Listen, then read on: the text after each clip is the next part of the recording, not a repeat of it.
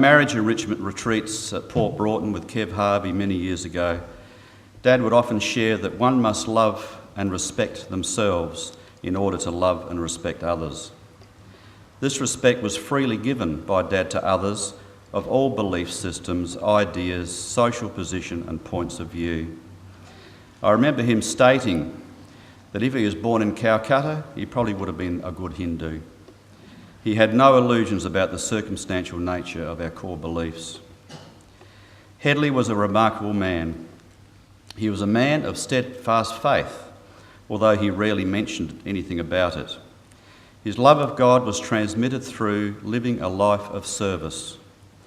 There was always a bed for all those who needed it in the house and food at the table. At every Christmas meal, there was usually a person at the table who had no one to celebrate Christmas with. I remember Dad and Mum driving to Victoria to deliver Christmas stockings and toys to a family of 3 boys who had lost their parents in a motor car accident. All these deeds were carried out quietly and with little fuss.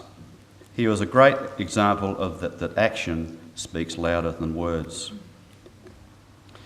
As we look out over family and friends here today, it's an understatement to say that Dad was a man who was loved and respected by many. We all here felt safe to be ourselves around Dad. He didn't feel a need to change anyone. This was his great strength, that he trusted others to make their own decisions. He sometimes joked that an advantage of getting old was that he had outlived all of his enemies. But I don't think he made one enemy in his 100+ years, even in the workplace. This alone is a remarkable achievement. The wonderful staff at Alwindor was so sad and emotional when he finally passed away. Once again, in a short time, Dad had had such a lasting impression on those around him, even in a place where death is no stranger. Dad couldn't condone waste. He would spend hours straightening nails and reusing them. Nothing was thrown out without careful consideration. His recycle bin was always full of neatly folded and washed containers. Yet he was so generous with his time and his money. Many charities have benefited from Dad's generosity over the years. He was a lover of numbers. I'm sure it was what motivated him to reach 100. He just loved that number. To open the doors of the nursing home where he lived for the last 18 or so months, a 4-digit number is typed into the keypad. When I asked him how he remembered these numbers, he said, "It's quite simple.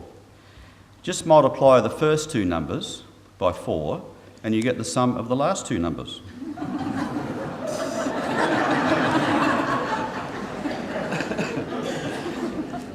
So simple, he would say with a twinkle in his eye. So Dad, we will never forget the code of that building, and we will always remember the man called Hedley, Dad, Grandpa, great-grandpa and friend. Thank you. I want to mention about Dad's introduction to Devon agencies. Dad commenced Devon agencies in 1948 in the manufacture of Joy Bell's Christmas stockings. The original boards were cut out by hand, and the white mosquito netting purchased was dyed red in our clothes copper and hung out on the clothesline to dry. He had his first big break later in that year when he was able to provide a last-minute necessary order for the John Martin's Magic Cave. The John Martin's buyer was so thankful that Dad got the whole order in the following year for 57,000 stockings. And as the years went, and through effective agents, Dad received good orders from Interstate as he started servicing the national companies such as Coles or Woolworths. Devon also marketed Easter novelties and packs for special events. Dad, being an accountant, was brilliant with numbers, as Brent already mentioned, with the ability to calculate answers to complex questions in his head. And in the early days when calculators became more popular, He would still work it out himself and check to see if the calculator was right. Dad was a quiet achiever when it came to work, but his integrity, his value in his products, and his servicing on time gained his company much respect as a preferred supplier. Bronte and Fran joined Dad in the early days as they expanded into other products. And Dad would often relate the story of a salesman calling into work who spoke to Dad and Bronte separately. The salesman referred to Dad as being Bronte's brother. Obviously a compliment to Dad, not so much for Bronte.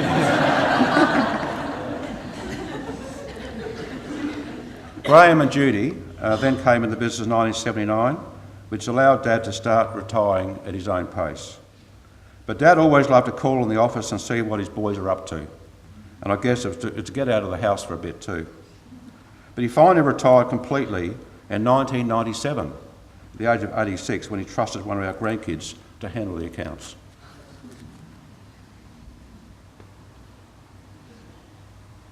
Just a little bit about holidays. Dad and Mum took us camping at an early age, with long memories of being in the Flinders Ranges around a campfire and under the stars. He would hire a big ex-army tent, really heavy, with 3 long wooden poles, 2 uprights and a big beam. Somehow Dad was able to pack an enormous amount of stuff, being the tent, us 5 kids, our dog, and everything else into and on top of our Bradford panel van. We still have visions of a full-size cot with a tent. The cot was for me, by the way. On top of the van, which incidentally only had a 2-cylinder engine. On one occasion, a hill we encountered was too steep, so we had to unload most of the stuff, push the van up the hill, carry our gear up, and then reload it. Dad's skills in packing a lot of gear into a limited space is a gift that is transferred to us kids. Dad and Mum had many holidays overseas. On one occasion, they were travelling to Africa on a cruise ship. They called into Perth and caught up with friends, but time got away from them, and by the time they got back, the ship had left the wharf. Dad still has visions of panic as he arranged for the pilot boat to turn around, come back and pick them up and take them out to the side of the cruise ship, and then humping Mum up and into a small door. That's not my words I'm using here.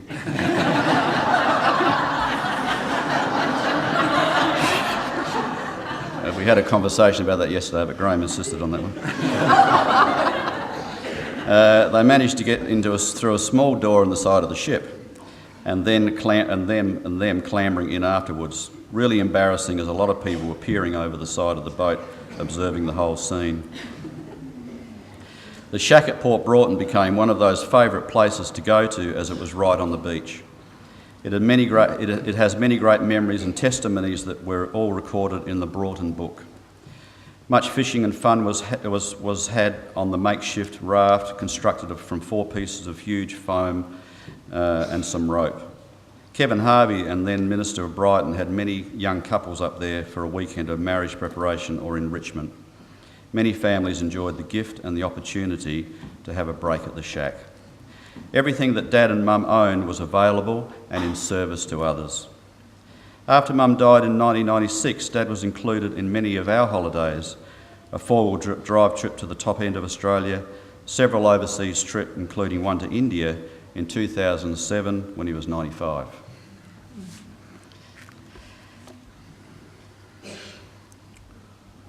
Brighton Church. Dad and Mum were some of the original new members of the Brighton Church of Christ back in the early 1950s. Their loyalty and strength of personal faith has been such a blessing to all they encountered and the many they cared for in the various ministries that this church offers. Despite the issues that many Christian communities, or in fact any community that has 2 or more people in it, they never took their eyes off the main focus of their Christian faith, of loving God, of loving themselves, and loving others. So Dad faithfully has worshipped and supported the Brighton Church for some 60 years with the roles of treasurer, deacon and elder.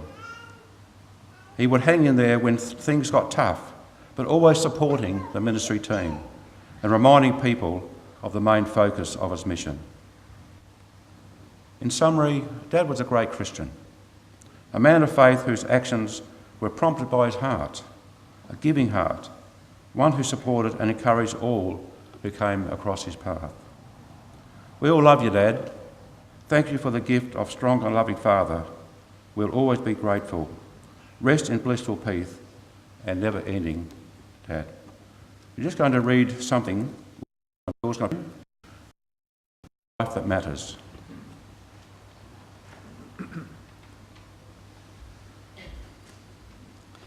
Live a life that matters. Ready or not, someday it will all come to an end. There will be no more sunrises, no minutes, hours or days. All the things that you collected, whether treasured or forgotten, will pass to someone else. Your wealth, fame and temporal power will shrivel and be relevant no more. It will not matter what you owned or what you were owed. Your grudges, resentments, frustrations and jealousies will finally disappear. So too your hopes, ambitions and plans and your to-do list will expire. The wins and losses that once seemed so important will fade away. It won't matter where you came from or on what side of the tracks you lived. So, what will matter? Living a life that matters doesn't happen by accident. It is not a matter of circumstance, but one of choice. What will matter is not your success, but your significance. What will matter is not your competence, but your character. What will matter is not what you learned, but what you taught. What will matter is not what you bought, but what you built. Not what you got, but what you gave. And what will matter is every act of integrity, compassion or sacrifice that enriched, empowered, encouraged others to emulate your example. Dad, Grandpa, this was your life.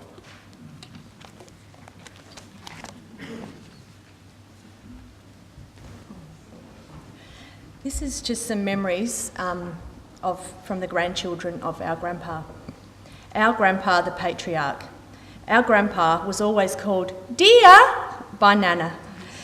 Our grandpa, his children, Barry, Bronte, Graham, Helen and Brenton, along with Yvonne, produced 20 grandkids, who in turn produced 34 great-grandkids, with the number 35 due in a few weeks. Our grandpa always welcomed every new member into the family and loved us all. Our grandpa hosted massive family gatherings at his home, and there was always room for everyone. Our grandpa never missed a family event, whether it was a birthday party or a family gathering. He was always there and loved being part of the hubbub. Our grandpa loved his grandkids. Our grandpa sang Ride a Cock Horse while we bounced on his foot, and he always ended with, "What a lump." Our grandpa, along with Nana, sat through endless performances of plays and dances put on by the grandkids. Our grandpa loved the times we spent together at his shack at Port Broughton. Our grandpa enjoyed taking us on school holiday outings with Nana. Our grandpa and the Easter egg hunts. Our grandpa worked in his study but would stop for a hug whenever we went to say hello. Our grandpa and his really loud grandfather clock chiming at night when we had sleepovers. Our grandpa liked watching the fireworks with us from the veranda at Osman Avenue. Our grandpa always joined in when we played pool. Our grandpa and his never empty jar of lollies and bickies. Our grandpa enjoyed life. Our grandpa was always the last to finish his meal. Nana reckoned he chewed his milk. Our grandpa always had room for dessert, especially stewed fruit and melted ice cream, or the jam and cream sandwiches that Nana made. Our grandpa grabbed his hat from the collection that lived on the hat stand when he took Amy the dog for a nightly walk. Our grandpa loved the mammoth job of caring for and pruning his rose bushes, over 100 of them, and also tending to other people's roses as well. Our grandpa loved his big blue Dodge. Our grandpa's interests. Our grandpa was a pioneer of Christmas stockings and was able to employ many family members at one stage or another. Our grandpa always had to consult his diary to see if he was free. Our grandpa was always out at choir, lodge, spare timers, church board or elders' meetings. Our grandpa, king of the youth group kids. Our grandpa, he had his tea white with no sugar.